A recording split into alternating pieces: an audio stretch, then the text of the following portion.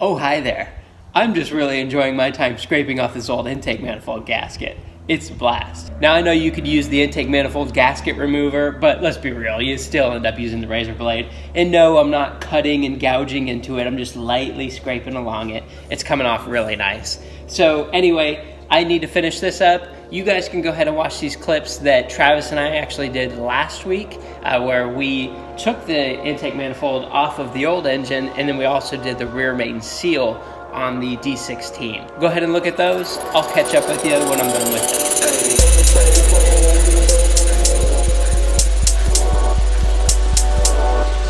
it. One of the first things we're going to be doing is actually looking at the old motor, because that's my old Z6 manifold that I'm going to be taking off.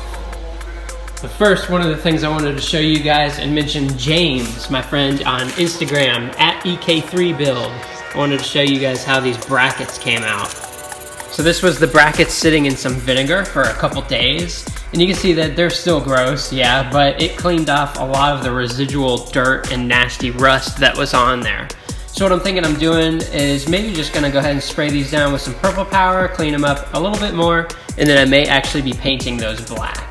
But here's all the vinegar that they were sitting in, and you see how that looks like gross now. Okay, so let's start talking about the intake manifold.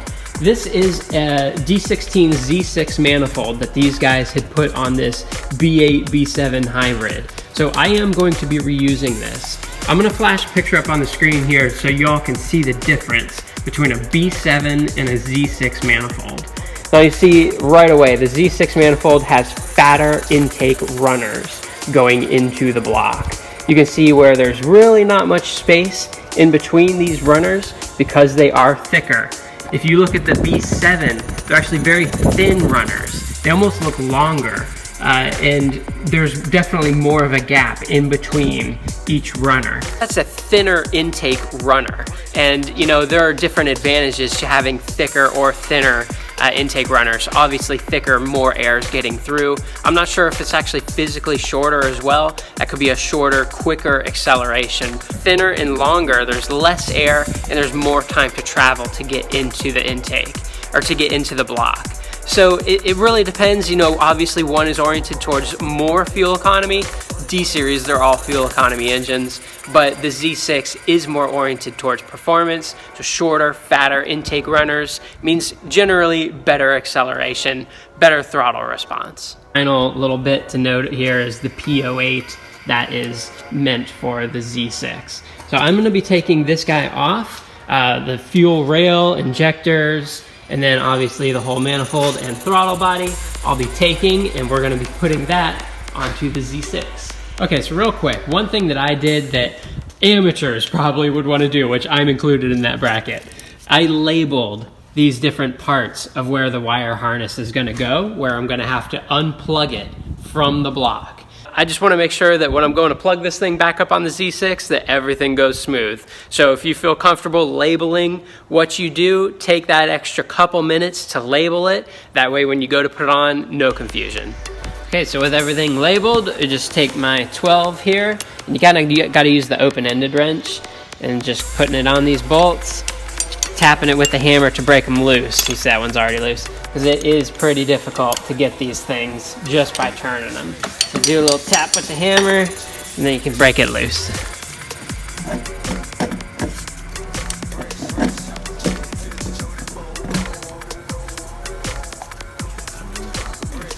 Alright, so you see the intake manifold is off. Gonna need to go ahead and scrape that gasket off, so that's gonna be a ton of fun. And then, oh yeah, Trav's here. I don't think you guys saw him yet. It's me. It's Trav. I'm alive. He's alive. But so we got that off. Yeah, just gonna. You wanna move that, Trav? What? The intake manifold. All right, it's still connected up through there. So we got the manifold off. Just got the wire in it. Yep, next take off the wire. Alright, so that's the intake manifold off, and the rest of the wiring harness. Trav is just going ahead and take off these little bolts here for the fuel rail. We're going to pop that off, and then so we can clean the intake manifold gasket and just clean that whole thing up in general. This right here is already set. We've got everything clean on the back of the new Z6 there, so we're just getting it all ready. The intake manifold for now. I still have to scrape all that stuff off, but I'm not gonna bore you guys with that for right now. What we're gonna do is go ahead and cut this AC line out of here because that guy is totally stuck because the battery's stuck. The battery tray is stuck and I am not looking to remove the battery tray. So Trav brought his Dremel over and we're gonna go ahead and cut that guy out.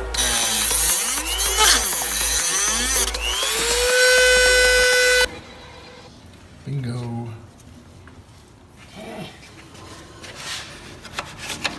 Hooray! Thank you, sir. Sure.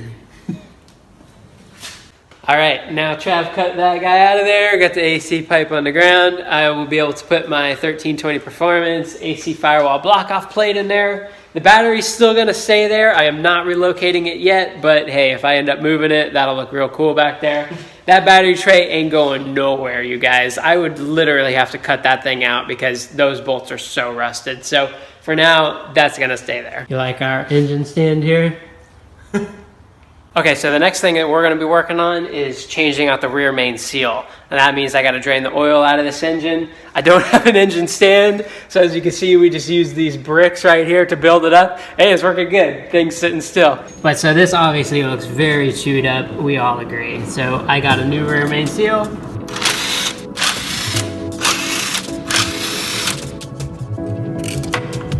Just kind of worked some screwdrivers into the side because this thing is always in there. And then taking my little screwdriver here, there's like a little dimple right here on the side. And just hitting that with the hammer, you see how it works right up.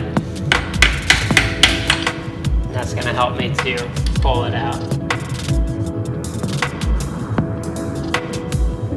All right, so got the rear main seal off. Looked like this part right down here was a bit chewed, and I'm wondering if that was the problem with the oil leak that he had initially.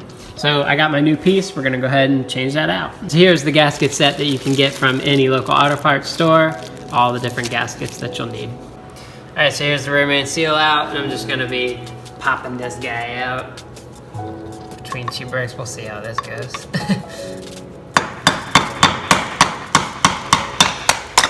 There we go. That was easy. So I'll just clean up this little metal bracket here just a little bit, and then we will get the new seal ready to go in. All right, so with the old gasket out, we got the new one here, and just kind of put this back in. So this obviously is the side that's gonna be up against the engine. So I'm putting this backwards like that, because there's a little lip right down in here. And you're just gonna push this guy in and you'll see how it will stop. He's lubed it up with some oil so it kind of slides in a little bit easier. Yeah, see, when you push it far enough, you can feel the lip hitting it back there. That's good. Yeah, I don't think theirs was far enough there. Yeah, see that? See right here, here's the lip down there. And it's just kind of butt right up against it. Looks so good. Still got the gasket on. There's two little dowel pins back there. That kind of just lines up. The rear main seal changed out. These are the little bolts here. And just so you know, I did not change out the oil pan gasket just yet, but don't freak out because I'm gonna change it. But we're just gonna wait till it's in the car because obviously I don't have an engine stand and this is like not ideal. All right, so I want to say a big thank you to Tyler at Spork Motorsports. You also check him out. I'm gonna link his channel down below. He does all kind of cool Honda and all JDM kind of stuff with his channel. He actually noticed in the video where I was showing where I got the D16 that the VTEC pressure switch was broke off. So, hey, he sent it to me. Very cool. He also sent me the screen to go behind the VTEC solenoid here, that little screen with the gasket. So thank you very much, Tyler. Sincerely appreciate it, man. And always cool talking to you on Instagram.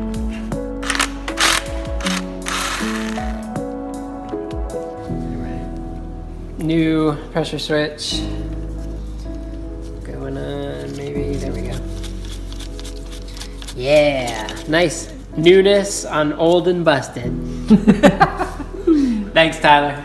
Okay, so this thing is cleaning up really good. I still have a little bit more to do on it, but for the sake of moving this along for right now, I want to go ahead and shoot this thing up with the purple power, which we all love. I'm gonna shoot it and then let it sit for a minute, and then I'll hose it off real good. Just try to get it as good and clean as possible.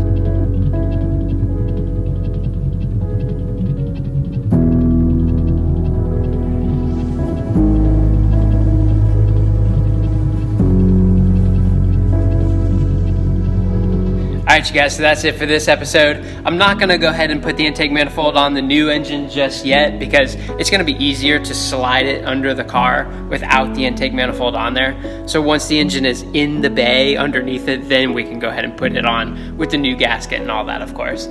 So thank you all so much for watching. Talk to you in the comments.